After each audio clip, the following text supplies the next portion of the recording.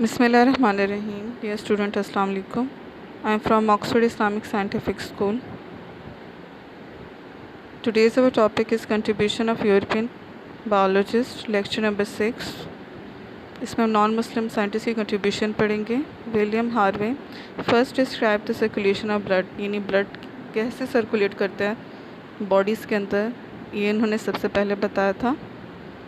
Galileo, he was another scientist. He first invented microscope की इजाद का सहरा इनके सर है.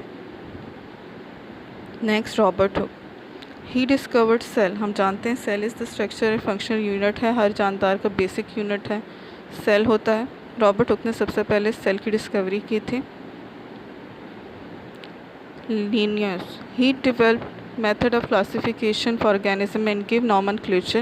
He is known as father of taxonomy. Charles Linnaeus जो थी, जिन्होंने सबसे पहले बताया था कि on the basis of similarities और डिससिमिलरिटीज़ में डिफरेंट एनिमल्स को और प्लांट्स को कैसे डिफरेंट ग्रुप्स में क्लासेस में डिवाइड किया गया है.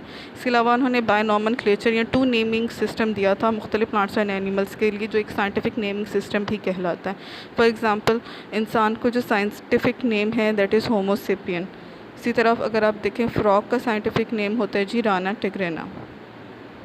स्लेटन and Schwann, he worked on the detail structure of plant and animal cell and formulated cell theory. सबसे पहले उन्होंने जी एनिमल और प्लांट का सेल के बारे में बताया था, उसको डिस्कवरी की थी और सेल थ्योरी दी. सेल थ्योरी के बारे में लेटर ऑन पढ़ेंगे. सेल थ्योरी यही कहती है कि सेल हर इंसान का बेसिक स्ट्रक्चरल फंक्शनल यूनिट है. प्लांट और एनिमल सेल आप देख सकते हैं. Louis Pasteur, he discovered bacteria as causes many diseases like tuberculosis. Louis Pasteur ने कहा था बैक्टीरिया जो है वो बहुत सी बीमारियों में फैलाता है, जैसे टीबी एक कॉमन बीमारी, इसमें फीवर होता है. अच्छा जी, ये माइकोबैक्टीरियम ट्यूबरक्लोसिस एक बैक्टीरिया है जो ये कॉज करता है.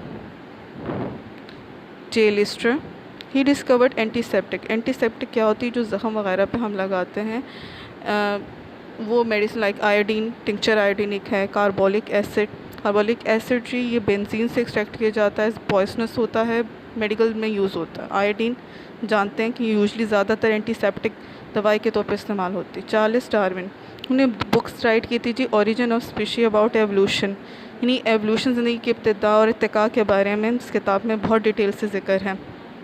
मुख्तलिफ़ थ्योरीज बयान की गई हैं इसमें.